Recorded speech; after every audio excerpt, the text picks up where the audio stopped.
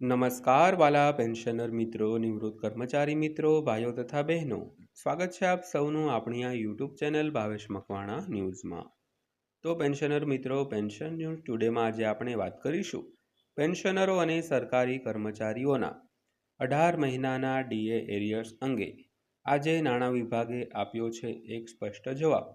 તો પેન્શનર મિત્રો, શું આપ્યો છે આ સ્પષ્ટ જવાબ, જેની આજના વિડીયોમાં આપણે વિગતવાર ચર્ચા કરીશું। તો આજનો વિડીયો તમે ખાસ કરીને અંત સુધી નિહાળી લેજો અને હજી સુધી જો આપણી આ ચેનલ તમે સબસ્ક્રાઈબ ન કરી હોય અને ડેઈલી આવી જ અપડેટો મેળવવા માંગતા હો તો આપણી આ યુટ્યુબ ચેનલ અત્યારે જ સબસ્ક્રાઈબ કરી લેજો મિત્રો। તો શરૂ કરીએ આજનો આ વિડીયો। તો નાણાં મંત્રાલયે જણાવ્યું હતું કે આ હપ્તાઓ સ્થગિત કરવાનો નિર્ણય કોવિડ-19 રોગચાળાના સંદર્ભમાં લેવામાં આવ્યો હતો, જેના કારણે નોંધપાત્ર આર્થિક વિક્ષેપ પડ્યો હતો અને સરકારી નાણાં પર દબાણ ઓછું કરવા માટે પગલાં લેવાની જરૂર હતી।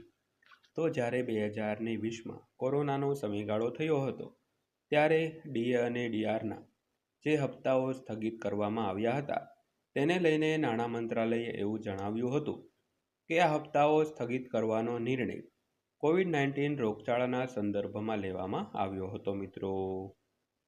તો વિગતવાર વાત કરીએ તો નાણાં મંત્રાલયે પુનરુચ્ચાર કર્યો છે કે કેન્દ્ર સરકારના કર્મચારીઓ અને પેન્શનરો માટે સ્થિર મોંઘવારી ભથ્થું એટલે કે ડીએ અને મોંઘવારી રાહત એટલે કે ડીઆર બાકી રકમની મુક્તિ શક્ય નથી મિત્રો। તો 15 એપ્રિલ 2026ના રોજ ખર્ચ વિભાગ દ્વારા જારી કરાયેલા સત્તાવાર સંદેશા વ્યવહારમાં મંત્રાલયે ડીએ અને ડીઆર બાકી રકમના મુદ્દા અંગે 10/2/2026ના રોજ કરાયેલી રજૂઆતોનો જવાબ છે તે આપ્યો હતો। તો આ રજૂઆતમાં જાન્યુઆરી 2020, જુલાઈ 2020 અને જાન્યુઆરી 2021થી બાકી રહેલા ડીએ-ડીઆરના સ્થિર હપ્તાઓનો ઉલ્લેખ કરવામાં આવ્યો હતો। તો મંત્રાલયે વધુમાં જણાવ્યું હતું કે આ હપ્તાઓ સ્થગિત કરવાનો નિર્ણય કોવિડ-19 રોગચાળાના સંદર્ભમાં લેવામાં આવ્યો હતો, જેને કારણે નોંધપાત્ર આર્થિક વિક્ષેપ પડ્યો હતો અને સરકારી નાણાં પર દબાણ ઓછું કરવા માટે પગલાં લેવાની પણ જરૂર હતી। તો તેમાં વધુમાં જણાવાયું છે કે કલ્યાણ ખર્ચ ચાલુ રહેવાને કારણે રોગચાળાની નાણાકીય અસર નાણાકીય વર્ષ 2020-21થી આગળ વધી હતી, તેથી બાકી રકમની મુક્તિ શક્ય માનવામાં આવતી ન હતી।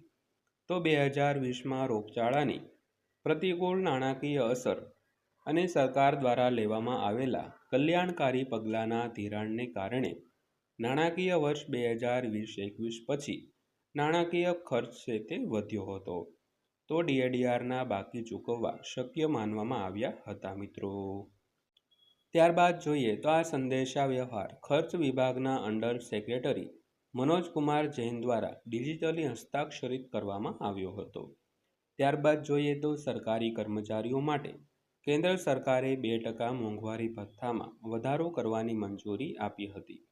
તો કેન્દ્ર સરકારે કેન્દ્ર સરકારના કર્મચારીઓ અને પેન્શનરો માટે મોંઘવારી ભથ્થામાં 2%નો વધારો મંજૂર કર્યો છે, જે ફુગાવા સંકળાયેલ પગાર ગોઠવણ માળખા હેઠળ સુધારો છે તે દર્શાવે છે।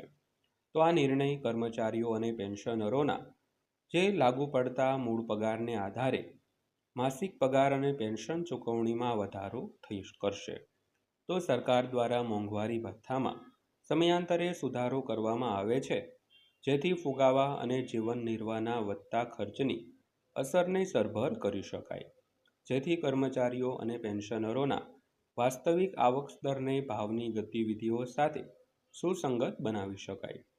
તો આ નવીનતમ સુધારો નિયમિત ડીએ ગોઠવણ ચક્રના ભાગરૂપે આવે છે, જે ફુગાવાના ડેટા અને સરકારના જીવન નિર્વાહના ખર્ચના વલણોના મૂલ્યાંકન પર આધારિત હોય છે મિત્રો।